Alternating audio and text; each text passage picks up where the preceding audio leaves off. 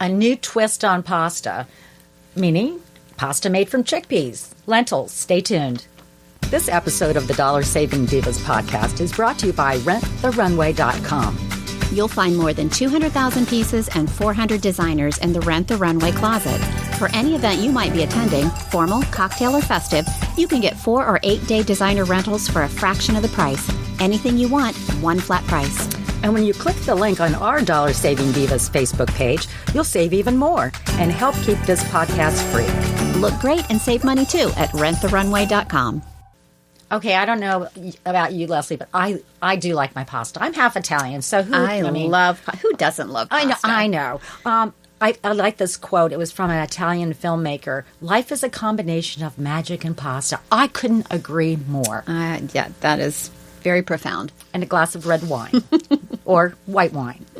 But I think, I know you and I are, we're pretty careful about what we eat. You don't eat meat, really. I don't eat sweets. So we do watch that kind of thing. But I think, most of these things we talk about, it's about portion control. But I think there's a lot of things out there. If people want to cut down on their gluten and they really want to, don't want to have things made from refined flour, which is traditionally what pasta is made from, there are lots of alternatives out there, like, chickpeas and lentils. And I think that's very interesting, and I think, we can talk about some of those and then talk about some of the ways you can doctor them up and, make them even taste better than they would be. Yeah. Well, if you're trying to eat fewer carbs, if that's your goal, some of these new pastas really aren't going to fit the bill for that because they still have carbs in them. And they're not much lower than your regular traditional pastas. Meaning like in the calorie counts? In the calorie counts and the carb counts. So it's really not about that. It's really more probably about the gluten-free kind of things. It can be gluten-free, but it also has more plant proteins. Like if you're looking at something made with legumes, then you're going to have more plant protein than you would in a traditional pasta. Or, well, and this is interesting too. Everybody loves quinoa because of the protein count, but quinoa made into a pasta. I don't like it. Really? I do love quinoa. But made into a pasta, it really does not have that much more protein than your regular pasta. You know why I don't like it? Why don't you like quinoa? Because I can't pronounce the name. Well, you're missing out. It's like that other food. Remember what was that other food I couldn't pronounce the name of? I can't remember. We did that several podcasts ago. But there was something, and I go, "You're the one that has to say it because you're." I don't remember what it is now. I can't pronounce it. Well, obviously, I can't pronounce it, so I choose not to remember. Therefore, I will not eat it. Quinoa is actually very good, but the quinoa pasta, and I've had the quinoa pasta. It's not bad, but you're not getting that much more protein than if you just had traditional. Is it pasta? Does it look like regular pasta? Yeah, it's light. It's not like okay. Yeah, but it does taste a little bit different. The texture is a little bit different. So I would I don't know. I would prefer regular pasta over quinoa pasta. Well, I've had my daughter before. She's gluten free, so she's had a few of these that are made like from vegetables and things like that. And they're they're not like the quinoa pasta then. Well, then it is gluten free. Well, we'll have to try it.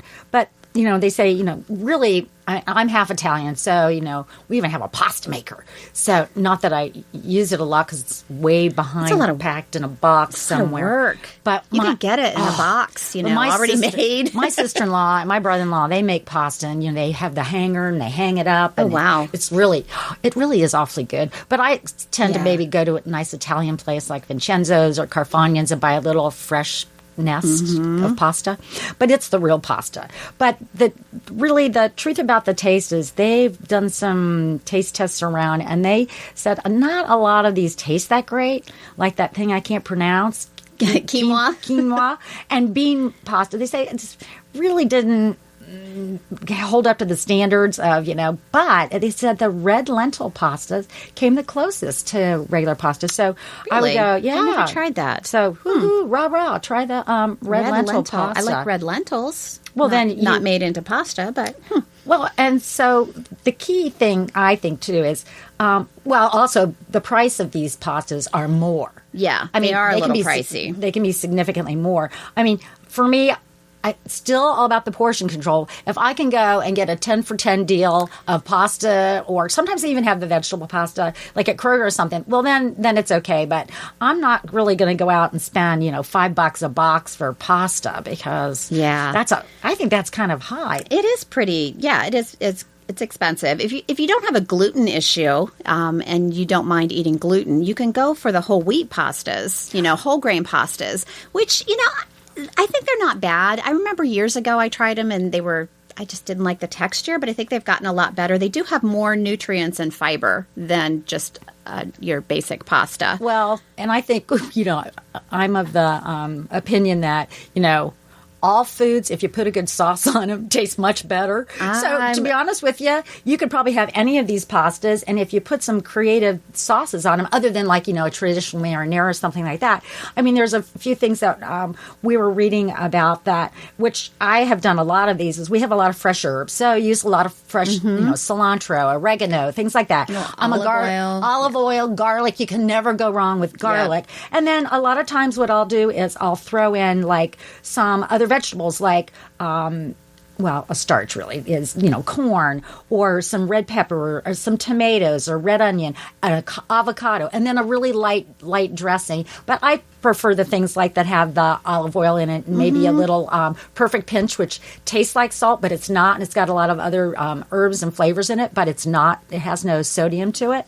So, and then there's always, you can get a little bit of grated cheese on top, and then top it with, as I said, some other parsley or something like that.